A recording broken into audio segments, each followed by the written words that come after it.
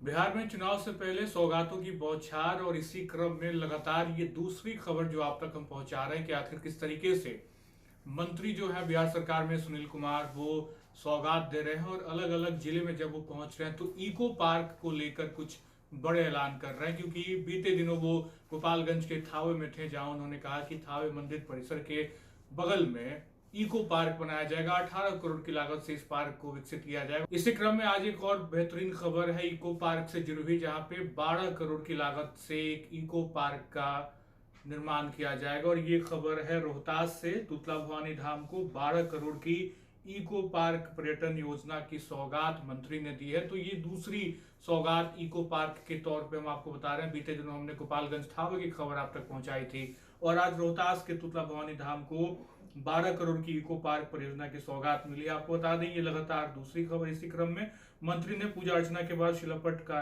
अनावरण किया और कहा कि इस योजना से तुतला भवानी धाम अधिक आकर्षक और व्यवस्थित रूप से विकसित होगा। तो लगातार इस तरीके से सौगातों की बौछार हो रही है मंत्री जी की तरफ से। और लगातार हमने देखा किस तरीके से गोपालगंज में थावे माता का काफी लोग श्रद्धालुओं में एक आस्था है, भाव है। और इसी क्रम में तुतला भवानी धाम में भी आज एक और सौगात मंत्री ने दी है। तो लगातार हम ये देख रहे हैं कि धाम जो बिहार के अलग अलग जिलों में वहां पे इको पार्क को लेकर और 12 करोड़ की लागत से बनने वाली इको पार्क पर्यटन योजना का किया है। योजना में प्रवेश द्वार, पार्किंग स्थल, दुकानों की सुव्यवस्था, मंदिर जाने तक के लिए सीढ़ियां, नया झूला, पुल, चेंजिंग रूम, शौचालय और तमाम ऐसी चीजें हैं जो इस पूरी परियोजना के तहत विकसित की जाएंगी। तो 12 करोड़ की लागत से इस इको पार्क का विकास किया जाएगा, बनाया जाएगा। तो शिलान्यास आज मंत्री ने किया है। कार्यक्रम के बाद मंत्री ने क्या कुछ कहा ये आपको सुनाते हैं।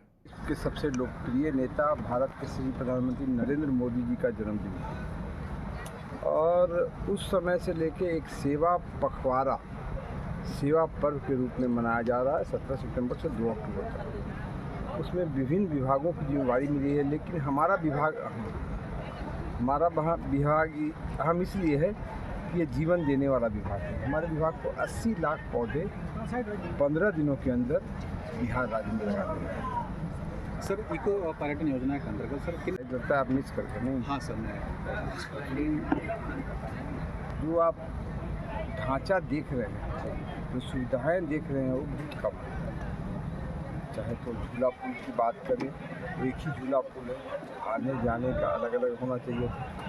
एक झूला पुल वहाँ चौताल है जहाँ पे हम लोग खड़ा होकर पूजा करते हैं, बहुत छोटा है। जो चढ़ने का सीढ़ी है बड़ा खतरनाक है, तो उसको हम लोग चौड़ा करेंगे, एंटी स्किड लगाएंगे। उसके अलावा एक वर्ल्ड क्लास चेंजिंग रूम और बाथरूम बनाएंगे, क्योंकि बड़ी संख्या में महिलाएं वहाँ नहाने आती हैं, फॉल का मज़ा लेने आती है। तो महिलाओं के लिए भी पुरुषों के लिए भी एक वर्ल्ड क्लास बाथरूम बनाएंगे, कैफेटेरिया बनाएंगे।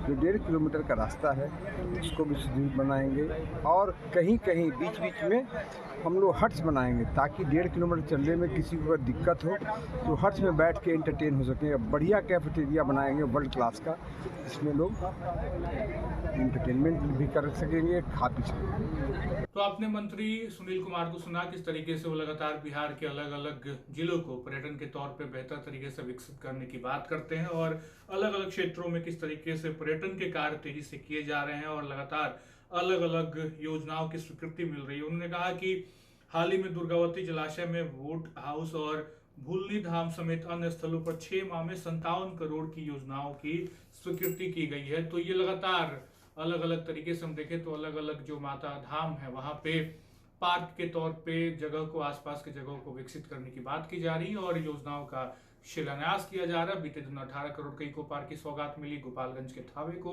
तो आज दूसरे क्रम में रोहतास में आज 12 करोड़ की इको पार्क पर्यटन स्थल के रूप में सौगात मंत्री ने दी है। तो लगातार इस तरीके से बिहार के पर्यटन को काफी बढ़ावा मिल रहा है और आसपास के क्षेत्र को बहुत ही सुंदर तरीके से विकसित किया जा रहा है। फिलहाल इस वीडियो में इतना ही। आप बन रहे हैं लाइव सिटीज के साथ। बहुत बहुत शुक्रिया।